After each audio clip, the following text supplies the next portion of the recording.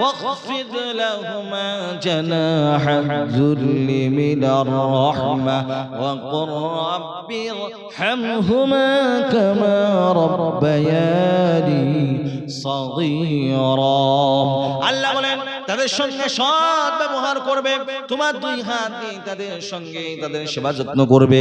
আবার যখন ওই বাপ মা মারা যাবে, মারা যাওয়ার পরে ওই বাপ মার জন্য আল্লাহর কাছে দোয়া করবে। ওই বাপ মার জন্য কি বলে দোয়া করবে?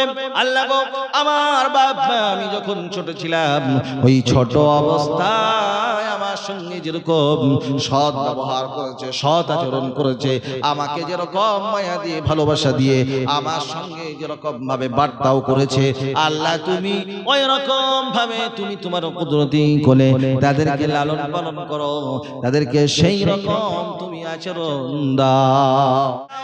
যে কথা আপনাদের সামনে বলতেছিলাম, আল্লাহ তাআলা মায়ের সম্মানকে কত মর্যাদা দিয়েছেন। যে মা আপনাকে আমাকে আনতে যে রক্তপাত করলেন, বালতি বালতি রক্ত মা আপনার আমার জন্য খনন করলেন, সেই মায়ের সঙ্গে আমরা সৎ ব্যবহার করি না, অসৎ আচরণ করি। আমরা যে বাপ আপনার আমার জন্য তার যৌবনটাকে শেষ করে দিলেন, সেই বাপের সঙ্গে আমরা বিভিন্ন সময় বিভিন্ন রকম ভাবে আমরা খারাপ আচরণ করি। ওই সমস্ত আচরণগুলি করা যাবে না। আল্লাহ তাআলা কুরআনুল কারীমের মধ্যে সে কথাও বললেন। আল্লাহ রাব্বুল আলামিন 12 নম্বর সূরার নাম সূরা বনী ইসরাঈল। আল্লাহ তাআলা বলেন, وَقَضَى رَبُّكَ أَلَّا تَعْبُدُوا إِلَّا إِيَّاهُ وَبِالْوَالِدَيْنِ إِحْسَانًا إِمَّا يَبْلُغَنَّ عِندَكَ الْكِبَرَ أَحَدُهُمَا أَوْ كِلَاهُمَا فَلَا تَقُل لَّهُمَا أُفٍّ وَلَا تَنْهَرْهُمَا وَقُل لَّهُمَا قَوْلًا كَرِيمًا। আল্লাহ বলেন, আমার হুকুম হয়ে গেল, তোমাদের জন্য আমি নির্দেশ করলাম, আমার ইবাদত করবে, আমার দাসত্ব করবে, আমার গোলামি করবে, এবং তারপরে পরে তোমার বাপ এবং মায়ের সেবা তোমরা করবে। তোমার বাপ যদি বার্ধক্য অবস্থায় পৌঁছে যায়, কিংবা তোমার মা বার্ধক্য অবস্থায় পৌঁছে যায়, কিংবা দুজনেই যদি পৌঁছে যায়, তবে তাদের সঙ্গে কখনো গরম মেজাজে কথা বলবে না, কখনো তাদের সঙ্গে রূঢ় মেজাজে কথা বলবে না, তাদের সঙ্গে সব সময় নরম ভাষা দিয়ে কথা বলবে। আল্লাহ তাআলা যখন এই রকম আচরণ দেখে, আল্লাহ তাআলা খুশি হয়ে যান। জোরে বলেন সুবহানাল্লাহ। ভাইরা আমার, আল্লাহ তাআলা সেই কথাকে বান্দাকে সুন্দর করে বোঝাচ্ছেন। আল্লাহ তাআলা বলছেন যে তাদের সঙ্গে সব সময় তোমরা ভালো আচরণ করবে, ভালো ব্যবহার করবে। আবার যখন এই বাপ মা যখন মারা যাবে, মারা যাওয়ার পরে তাদের জন্য দোয়া করবে, সেটাও আল্লাহ পাক কোরআনুল কারীমের মধ্যে শিখালেন। কি শিখালেন? আল্লাহ তাআলা বললেন, ওয়াখফিদ লাহুমা জানাহাল যুল্লি মিনার রাহমা ওয়া কুর রাব্বি ইরহামহুমা কামা রাব্বায়ানি সগীরা। আল্লাহ বলেন তাদের সঙ্গে সৎ ব্যবহার করবে, তোমার দুই হাত দিয়ে তাদের সঙ্গে তাদের সেবা যত্ন করবে। আবার যখন ওই বাপ মা মারা যাবে, মারা যাওয়ার পরে ওই বাপ মার জন্য আল্লাহর কাছে দোয়া করবে। ওই বাপ মার জন্য কি বলে দোয়া করবে?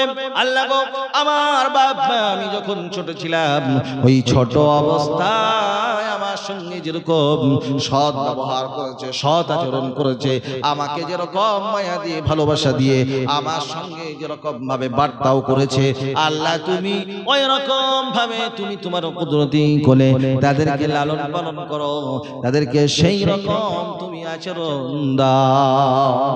আচ্ছা বলেন, এই দোয়া ভালো না খারাপ? আরে জোরে বলেন। আল্লাহ তাআলার কথা, আল্লাহ তাআলার শিক্ষা পৃথিবীর মানুষের জন্য শিক্ষণীয়। এগুলো আপনাকে আমাকে শিখতে হবে। এই সমস্ত জিনিসগুলো বিশ্বনবী জনাবি মুহাম্মদুর রাসূলুল্লাহ সাল্লাল্লাহু আলাইহি সাল্লাতু ওয়াসাল্লাম শিখায়েছেন। আল্লাহর নবী সাল্লাল্লাহু আলাইহি সাল্লাতু ওয়াসাল্লামকে আল্লাহ পাক দুনিয়াতে এমন নবী করলেন যে নবীর দৃষ্টান্ত সারা পৃথিবীতে হবে না। জোরে বলেন সুবহানাল্লাহ। আল্লাহ তাআলার নবী বিশ্বনবী জনাবে মুহাম্মদুর রাসূলুল্লাহ সাল্লাল্লাহু আলাইহি সাল্লাম তিনি এক সময় তিনি মসজিদে নববীতে বসে আছেন। এমন অবস্থায় একজন বৃদ্ধা মহিলা আসলেন। বৃদ্ধা মহিলা আসার পরে আল্লাহ রাসূল তার সঙ্গে সালাম করলেন এবং সালাম বিনিময় করার পরে আল্লাহ রাসূল তার একটি চাদর ছিল, সেই চাদরটা বিছিয়ে দিলেন। বিছিয়ে দেওয়ার পরে আল্লাহ রাসূল সাল্লাল্লাহু আলাইহি সাল্লাম ভালো মন্দ কথাগুলি আলাপ আলোচনা করলেন। আলোচনা করার পরে আল্লাহ রাসূল সাল্লাল্লাহু আলাইহি সাল্লামের কাছে ওই মহিলা বিদায় নিলেন। বিদায় নেওয়ার পরে সাহাবারা জিজ্ঞাসা করলেন, ইয়া রাসূলুল্লাহ, আপনি তো কিছুই বুঝলাম না, আমরা তো কিছুই জানতে পারলাম না। ইয়া রাসূলুল্লাহ, কি ব্যাপার এই মহিলাকে? হযরতে জনাবে মুহাম্মদুর রাসূলুল্লাহ সাল্লাল্লাহু আলাইহি সাল্লাম বললেন, ইনি হলেন আমার সেই মা হযরত হালিমাতুস সাদিয়া রাদিয়াল্লাহু তাআলা আনহা। আমি তো আমার মায়ের দুধ পাইনি, আমার মা তো আমাকে দুধ দান করেন নাই। আমি আমার এই দুধ পান করে আমি মানুষ হয়েছি, আমি বড় হয়েছি। সে আমার দেখাশোনা করেছে, সে আমার সমস্ত রকমের প্রয়োজনগুলি মিটিয়েছে। এটা আল্লাহ রাসূল তার সাহাবাদেরকে বললেন। বলার পরে সাহাবারা বুঝতে পারলেন ইনি তো কোনো সাধারণ নবী নয়, ইনি হলেন বিশ্ব নবী, নবীদের নবী, নবী কুল শিরোমণি। জোরে বলেন সাল্লাল্লাহু আলাইহি ওয়াসাল্লাম।